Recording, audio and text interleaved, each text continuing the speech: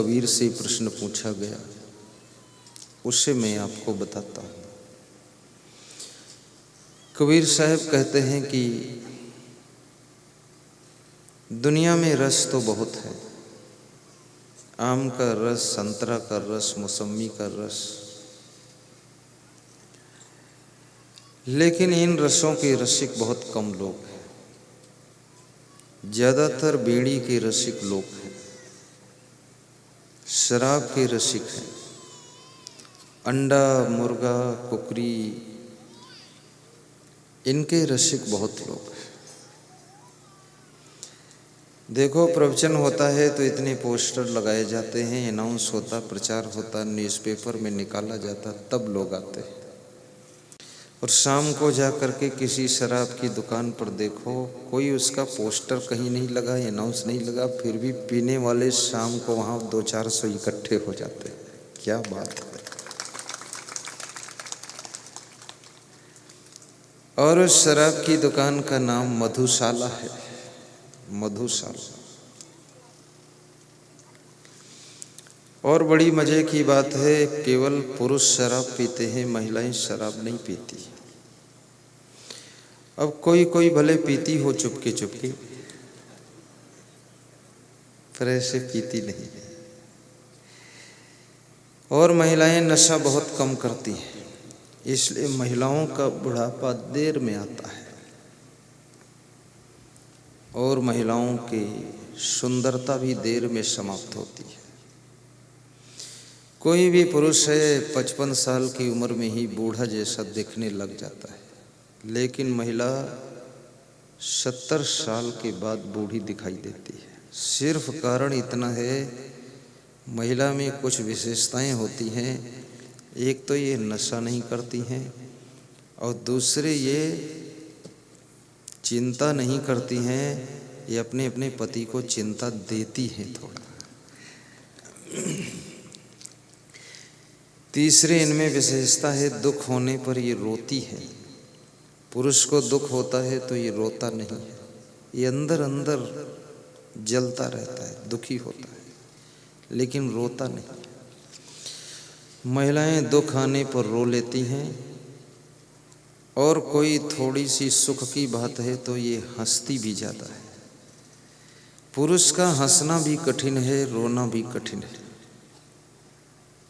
और जो दुख में रो नहीं सकता और सुख में हंस नहीं सकता, वह व्यक्ति जवानी में ही बूढ़ा हो जाता है। रोने से अंदर का बर्डन समाप्त हो जाता है, हल्का हो जाता है आपका हृदय। रोकर देखिए कभी आप, बहुत हल्के फुल्के हो जाओगे। लेकिन पुरुष को डर लगता है कि इमेज डाउन हो जाएगी, इज्जत चली जाएगी, रोगे। और जिस तरह से मनुष्य रो सकता है, इस तरह से पशु पक्षी नहीं रो सकते। मनुष्य के पास में रोने की भी कला है, रोने का ढंग है, रोने का अंदाज है। और यदि आप अपने दुख में ठीक से रो सकें तो आपका हार्ट अटैक भी नहीं होगा। इसलिए महिलाओं का हार्ट अटैक बहुत कम होता है। इनके शरीर में भी हार्ट है, लेकिन अटैक नहीं होता है, क्योंकि ये रो लेती हैं, इनके दिल के ऊपर दबाव कम हो जाता है। और हंस लेती हैं तो हार्ट के ऊपर प्रेशर खत्म हो जाता है। इसलिए कहते हैं कि जब दुख आए तो यदि हिम्मत हो तो थोड़ा रो लेना चाहिए, और रोने में शर्म लगे तो कमरा बंद करके रो लेना चाहिए।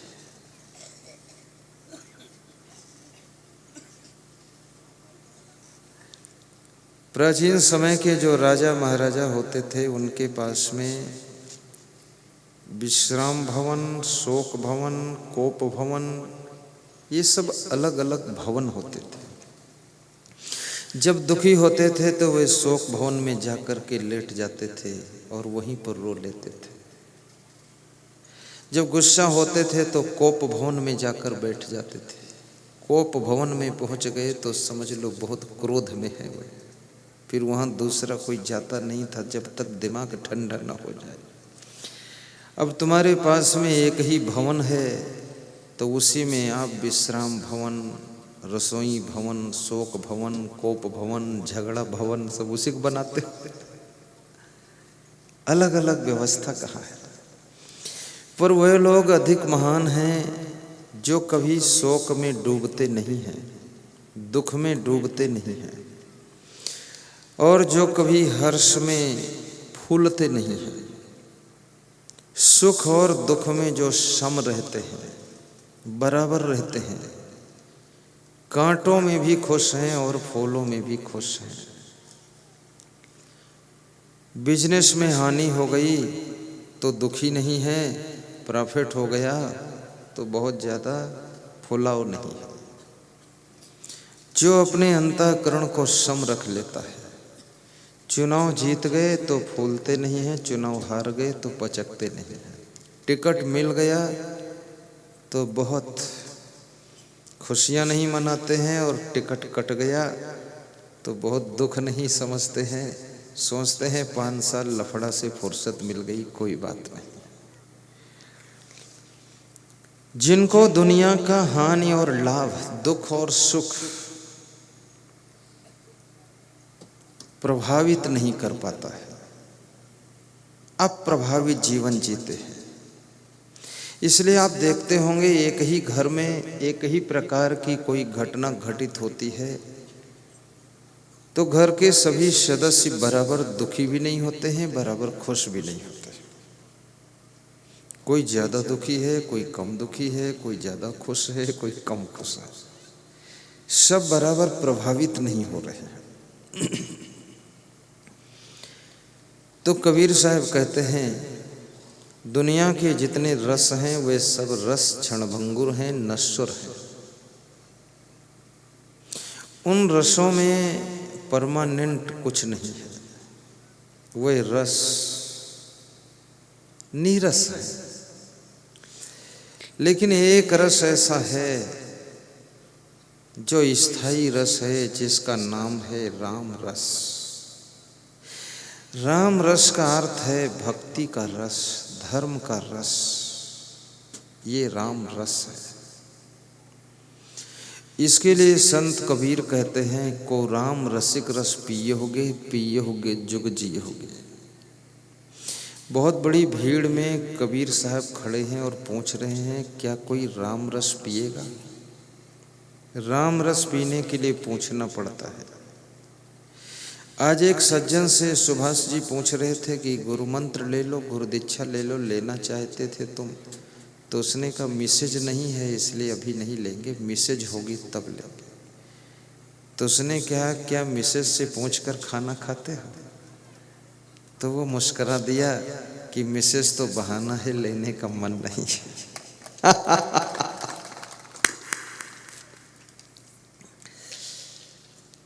अब ये दीक्षा का रस, भक्ति का रस, गुरुमंत्र का रस, मनुष्य जीवन में ही इस रस को चखा जा सकता है। और ये मनुष्य जीवन भक्ति करने के लिए ही मिला है। ये जीवन संसार के दुखों को भोगने के लिए नहीं मिला है। गुरु की भक्ति कीजिए और गुरु भक्ति से आपके भीतर देश भक्ति, मातृभक्ति, पितृभक्ति, गौ भक्ति, ये सब आपके अंदर जन्म लेगी। ग्राम की भक्ति भी होनी चाहिए कि मेरे गांव का विकास कैसे हो, मेरे गांव की सड़कें कैसे बने, मेरे गांव की नालियां कैसे ठीक हो, मेरे गांव में सबका मकान कैसे कंप्लीट हो। ये सोचना और इसके लिए प्रयत्न करना और राजनीति के माध्यम से फंड ला करके गांव की सड़क, नालियां और बिजली, लाइट और मकानों को कंप्लीट कराना, इसको ग्राम भक्ति कहा जाता है। शासन की ओर से भी फंड खींचना पड़ता है। मैं बहुत से प्रदेशों में गया हूँ। जब यहाँ से मैं उत्तर प्रदेश जाता हूँ तो जब यूपी की रोड आती है और मैं गाड़ी में सोया हूँ, तो जब गाड़ी पटक पटक झटक करने लगती तो मैं जान जाता हूँ यूपी आ गया है। मैं अपने संत से, ड्राइवर से लेटे लेटे पूछता हूँ क्या यूपी आ गया? बोले हाँ गुरुदेव यूपी आ गया, गड्ढा गड्ढी। और मध्य प्रदेश में जब आता हूँ तो ऐसे लगता है कि पानी पे नाव तैर रही है। यहाँ की रोडें बहुत चिकनी हैं और इसीलिए मैंने 2-3 कारणों से मध्य प्रदेश में आश्रम बनाने का विचार किया। एक तो यहाँ लोगों का प्रेम बहुत है, नंबर 1। नंबर 2, यहाँ की रोड भी अच्छी है। नंबर 3, लाइट भी अच्छी मिल जाती है। नंबर 4, यहाँ दंगा फसाद नहीं होता है। नंबर 5, मध्य प्रदेश में एक और सबसे अच्छी बात है, वो आपको अभी नहीं बताऊंगा, जब आश्रम बन जाएगा तब बता दूंगा। खैर यहाँ कम लोग हैं तो बता भी सकता हूँ, वो ये बात है, नहीं बताऊंगा क्या बात है। अब आपके मन में रात में भी सोचोगे यार है क्या बात हो। बहुत अच्छी बात है, फिर बता दूंगा, कोई बात नहीं।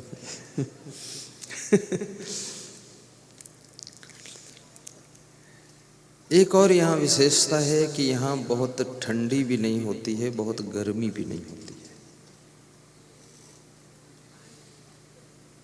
अन्य प्रदेशों में कहीं कहीं तो बहुत ठंडी है और कहीं कहीं तो बहुत ज़्यादा गर्मी है।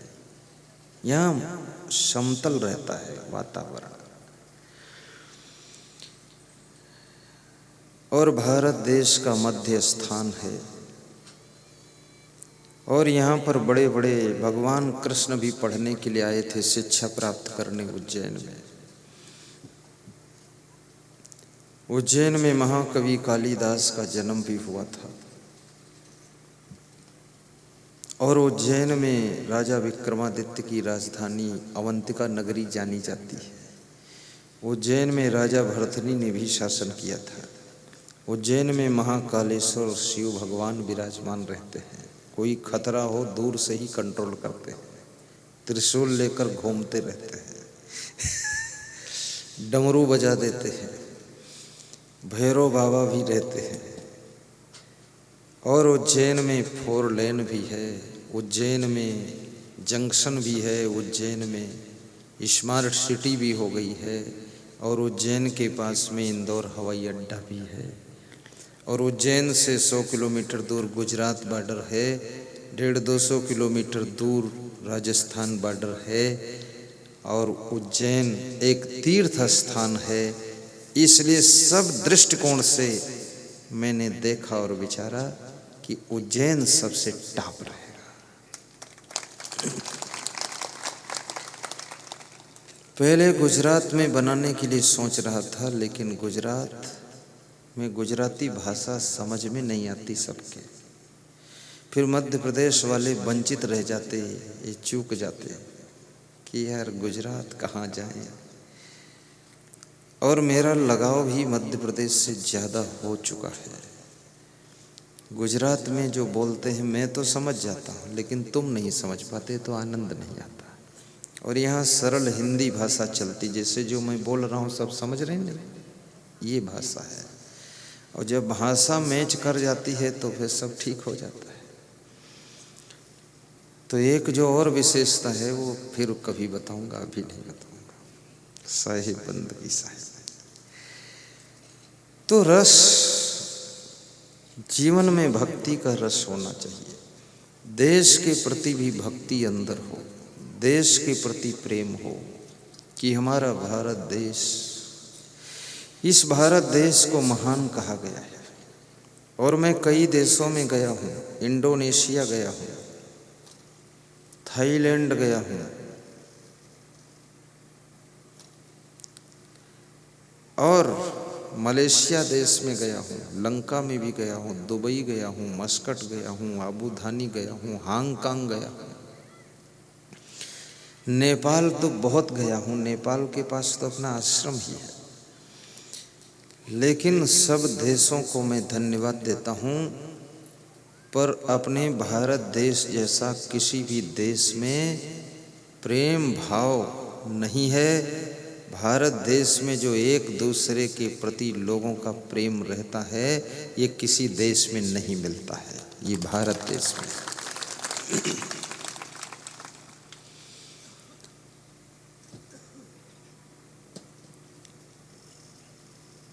दुबई में सबसे अधिक सफाई मुझको लगी।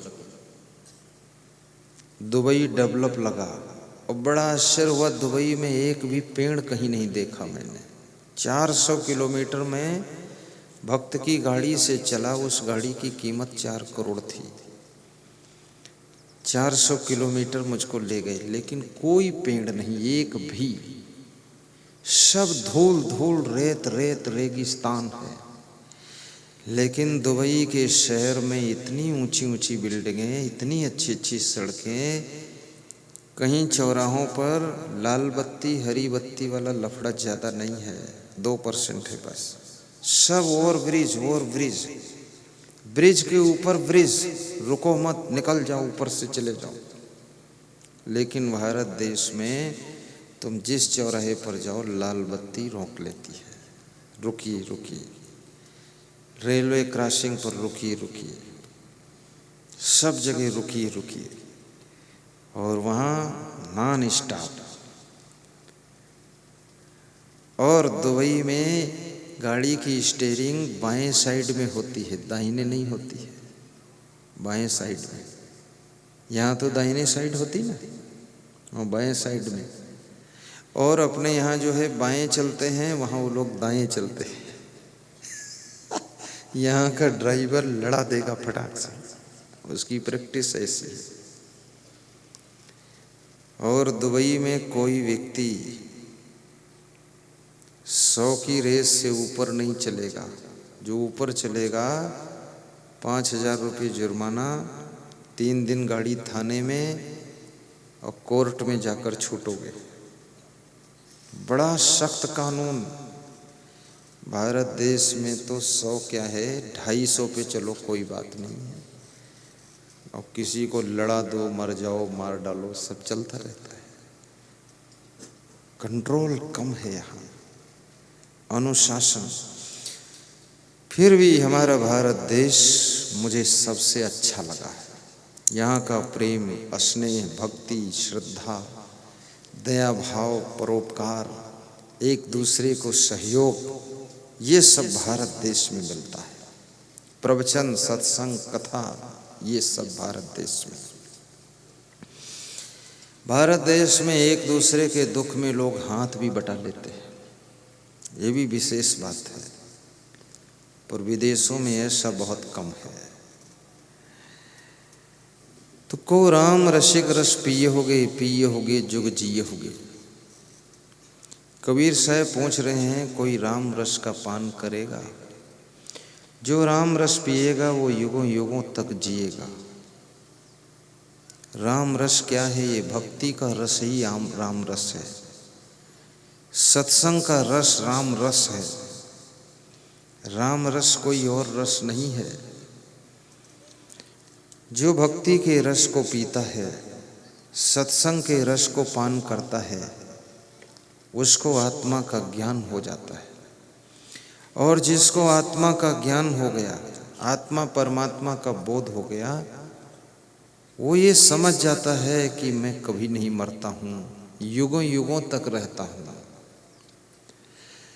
आत्मा अमर है और पुनर्जन्म भी आपका होता है, और पूर्व जन्म भी था। अभी तुम्हारा जन्म मेरखेड़ी में हुआ है, इसके पहले तुम किसी दूसरे गांव में भी थे। वहाँ तुम्हारा कोई दूसरा घर था, दूसरा परिवार था, दूसरे माँ बाप थे, दूसरी पत्नी बच्चे थे। जब तुम वहाँ थे, उनके मोह में दुखी रहते थे, वहाँ के बारे में सोचते थे, ये बनाऊंगा, ये करूँगा, वो करूँगा। अचानक तुम्हारी मृत्यु हो गई, मेरखेड़ी में पैदा हो गए। अब यहाँ पैदा होने के बाद तुम सोचने लगे कि गुरुदेव को बुलाऊंगा, सत्संग कराऊंगा। जहाँ तुम जन्म लेते हो, फिर वहाँ के बारे में कुछ करने लग जाते हो। और यहाँ शरीर छोड़ने के बाद तुम्हारा जन्म इसी गांव में भी हो सकता है, दूसरे गांव में हो सकता है, दूसरे शहर में हो सकता है, दूसरे प्रदेश में हो सकता है, और ये भी हो सकता है अगर तुमने अच्छी भक्ति कर लिया है तो जन्म मरण से छुटकारा भी हो सकता है, तुम्हारी आत्मा का मोक्ष भी हो सकता है, सद्गति हो सकती है, छूट सकते हो बंधन से। लेकिन ये भी याद रखना, ये मनुष्य शरीर तो मोक्ष प्राप्त करने के लिए ही मिला है। ये शरीर खाने पीने सोने के लिए नहीं मिला है कि खूब कुंभकर्ण की तरह सो, मेघनाद की तरह खाओ और खूब पशु पक्षियों की तरह विषयों को भोगो। इस जीवन का ये लक्ष्य नहीं है। ये मनुष्य जीवन भक्ति करने के लिए मिला है, सत्संग सुन करके आत्म ज्ञान प्राप्त करने के लिए मिला है। ये मनुष्य जीवन मानव की समस्याओं को निपटाने के लिए मिला है, और ये मनुष्य जीवन दूसरों को सुख देने के लिए भी मिला हुआ है कि दूसरों को भी सुख दे सको तुम। और जो दूसरों को सुख देना चाहता है उसका दुख भी सुख बन जाता है। जो दूसरों का दर्द दूर करना चाहता है उसका दर्द भी दवा बन जाता है। और जो दूसरों को भोजन खिलाने का ख्याल करता है, याद रखना वो कम खाकर भी तंदुरुस्त बना रहता है, उसको ज़्यादा कोई टेंशन नहीं रहती है। दूसरों का ख्याल करने वाले लोग अपने जीवन को तीर्थ बना लेते हैं, मंदिर बना लेते हैं, और उनका मन ही मंदिर हो जाता है, जीवन धन्य होता है। परहित सरिस धर्म नहीं भाई,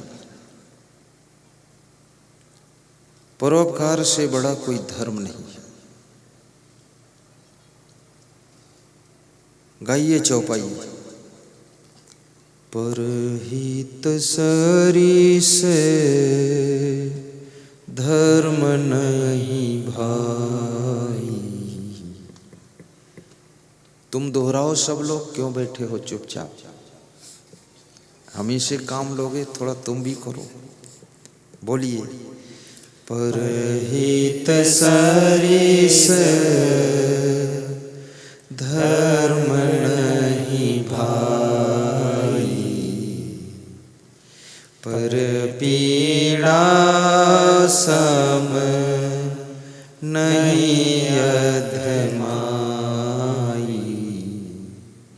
पर पीड़ा सम नहीं अधमाई।